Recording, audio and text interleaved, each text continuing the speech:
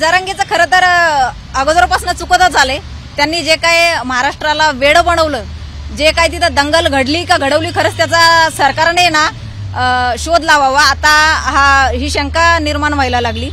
त्या दंगली तिथं जे काय झाली, मारहाण झाली, पोलिसांकडनं लाठीचार्ज झाला, त्याच्यानंतर अखंड महाराष्ट्राने उद्रेक महाराष्ट्राचा बाहेर निघालाय. त्याबरोबर मी होते, कारण चळवळीची कार्यकर्ता मी आहे, चळवळीचा भाग मी आहे.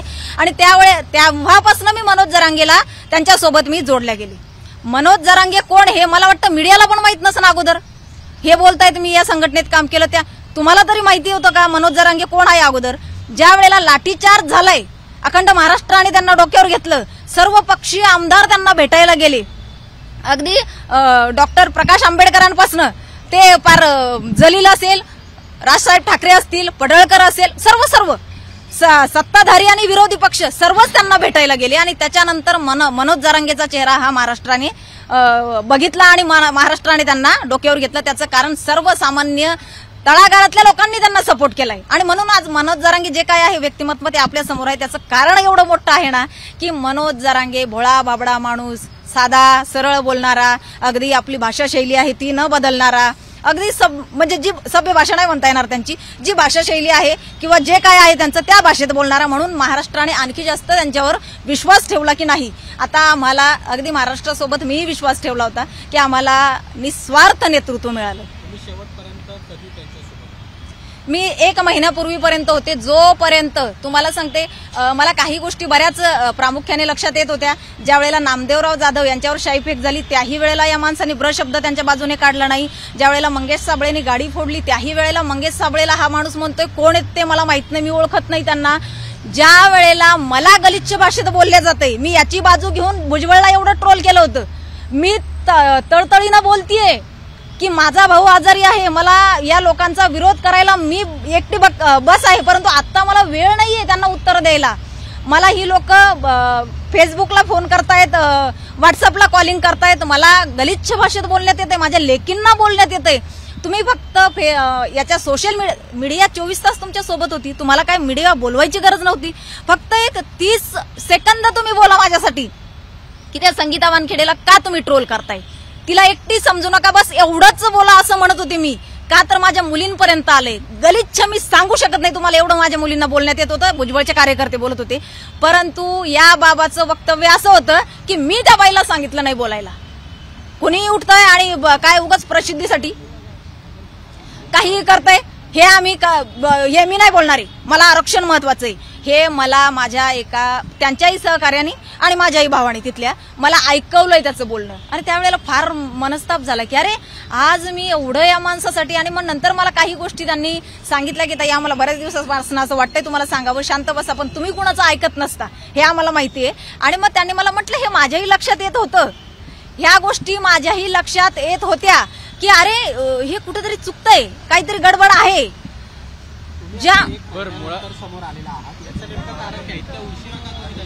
नाही तुम्ही माझं बघा, मी त्यांना 1 ते 1.5 महिन्यापासून मी त्यांचा विरोध करते.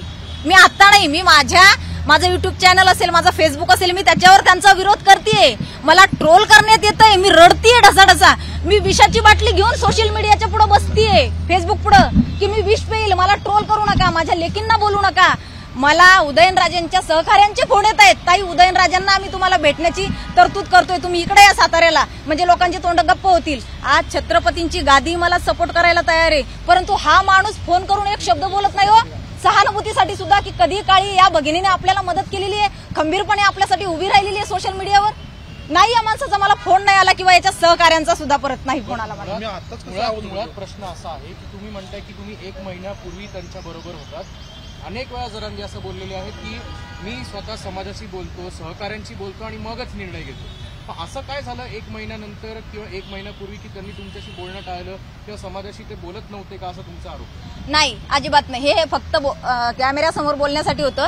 तिथल्या सहकार्यांनी सगळ्यात महत्वाचं बारसकर महाराजांनी त्यांनी सांगितलंय, तुम्ही सगळ्यांनी बघितलंय काल, त्यांनी सुद्धा त्यांच्या मुलाखतीमध्ये त्यांच्या बाईटमध्ये सांगितलंय की काहीही कुणालाही विश्वासात घेत नव्हते. ते फक्त एकच फोन यायचा आणि त्यालाच विश्वासात घ्यायचे आणि त्याला शरद पवाराचा असणार आहे. हो, कुणाचं असणार आहे तुम्ही प्रामुख्याने बोलते, शरद पवाराचाच फोन त्या माणसाला चालू आहे. अख्खे आंदोलन जे काय उभारले गेलेत ना, आंदोलनाचा खर्च जो काय आहे ना तो शरद पवारांनीच केलेला आहे, हे येईल कालांतराने. मला माहिती आहे खूप ट्रोल करण्यात येणार आहे मला याच्या अगोदर, आणि मला करता येईल, मला काही फरक पडत नाही त्या गोष्टीचं. मी सत्य मांडत असते, मांडत राहणार आणि मांडतीये.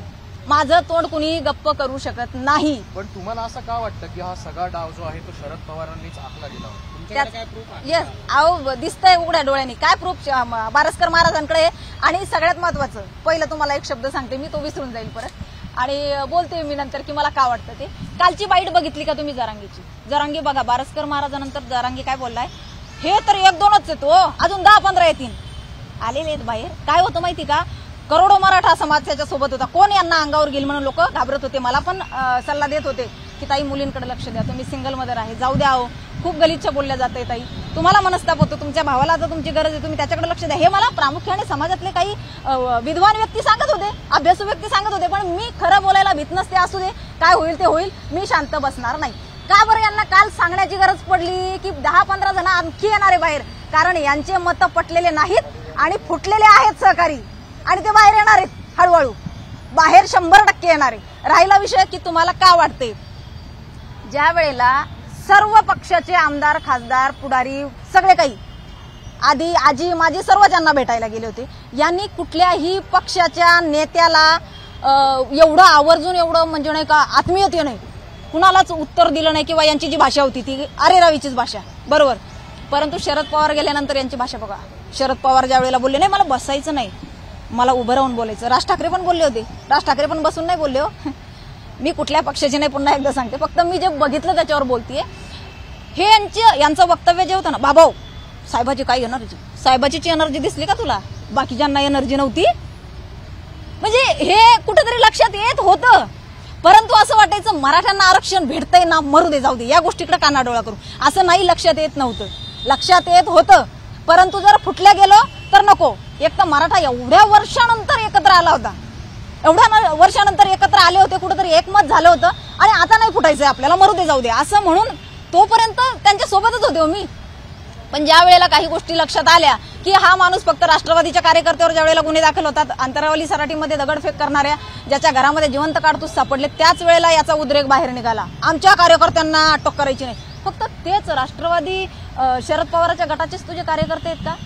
पुण्यामध्ये जरा बघितले बॅनर कुणी लावलेले होते हो? राष्ट्रवादीच्या पदाधिकाऱ्यांनी.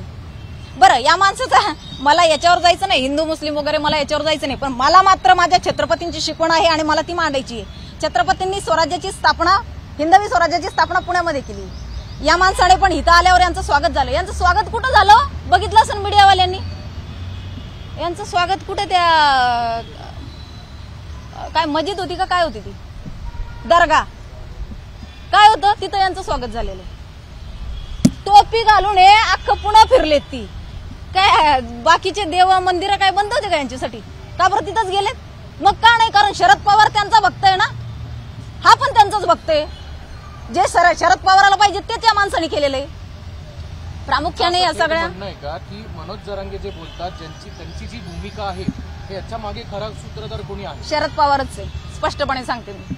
त्याच्या मागं फक्त कारण शरद पवारांचा पक्ष संपलेला आहे. शरद पवाराला आता मनोज जरांगेच्या माध्यमातून वोट बँक तयार करायची आहे, आणि त्याच्यामुळे हा सगळा काही राडा, हा सगळा काही गोंधळ, किंवा हे काय त्यांनी जे नाटक थोतांड केलंय, हे सगळं शरद पवार याच्या पाठीमागची जे काय त्याला सुरक्षा चक्र प्रदान केलेलं आहे ते शरद पवार. आणि शरद पवार सांगेल तसंच तो माणूस वागतो, कुणाचंही मत घेत नाही. बरं, तुम्ही जर शरद पवारांवर आरोप करता तर दुसऱ्या बाजूला सरकारने त्यांना एक आश्वासन दिलं होतं, मुख्यमंत्री त्यांना स्वतः भेटले होते, याच्यामुळे तुम्हाला काय म्हणायचं? आता आरक्षण तर दिलं होतं, 10% आरक्षण दिलेलं आहे, तरी सुद्धा जरांगे त्यांच्या भूमिकेवर ठाम आहे. मला सांगा ना, स्वतंत्र आरक्षण मिळालं काय वावगं काय याच्यामध्ये? स्वतंत्र आरक्षण मिळालंय, कशाला कुणाच्या ताटातलं घेताय? मागणी काय होती? आरक्षण मिळावं, मिळालं ना. अडचण काय आहे मग आता? अरे हे शेंबड्या लेकरालाही कळेल. आरक्षण मिळालंय, स्वतंत्र आरक्षण मिळालंय, टिकणारं आरक्षण मिळालंय. बरं, आता बरेच काय ना लय तज्ञ बोलतायत की टिकणार नाही. का नाही टिकणार बाबा? फक्त महाराष्ट्रालाच लागू केलंय का 50%च्या वर? 22 राज्यांना 50%च्या वर आरक्षण लागू झालेलं आहे आणि ते टिकलेलं आहे, घटनाबाह्य आहे. मग आपलं का टिकणार नाही? म्हणजे काय सगळं मिळून सुद्धा गोंधळ घालायचा? कारण येणाऱ्या 2024च्या निवडणुकीमध्ये हे सगळं काहीतरी माजवण करायचंय फक्त. कारण शरद पवाराचा पक्ष संपलेला आहे आणि शरद पवारांनी हा माणूस उभा केलेला आहे, कारण हा सगळ्यांना शिव्या घालतोय. पण शरद पवाराला कधीच चुकीचं बोलत नाही. अरे त्याच्यामुळेच तर आतापर्यंत आम्हाला आरक्षण भेटलं नाही ना. आरक्षणाचा मारेकरीच तो माणूस आहे. का बरं तू त्याला बोलत नाहीये? का त्याच्या विरोधात एकही ब्र शब्द हा माणूस काढत नाहीये? का नाही काढत?